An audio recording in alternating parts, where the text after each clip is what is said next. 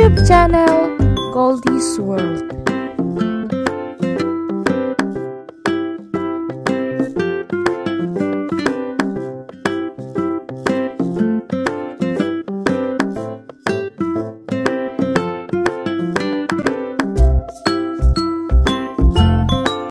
Ilang araw na lang guys ay Pasko na at kailangan nating maglagay at maganda sa ating hapagkainan ng isang malagkit na pagkain. At ayan guys, narito ang isa sa mga pwedeng ilagay natin sa ating hapagkainan kapag bagong taon ay yung arroz valenciana.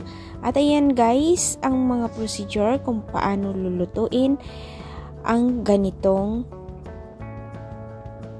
recipe. At ayan guys, ang ginawa ko muna ay binabad ko muna sa turmeric powder ang ating glutinous rice, yung ating malagkit, at saka nilagyan ko rin ng Knorr cubes. At ibabad lang natin ito guys until na ma-okay na ang lahat. Mas maganda maghapon yung ibabad guys. At ang version na to guys ay sariling version ko lang to. At depende din sa inyo guys kung ano yung paano nyo sunod-sunurin ang pagluto ng valenciana. At ayan, meron din tayong gata guys. Ihuhuli ko yan. Dati isinali ko sa binabad pero ngayon ihuli ko na siya guys. Titiknan natin kung ano ang kinalabasan ng ating arroz valenciana. At ayan guys, ang ating mga ingredients.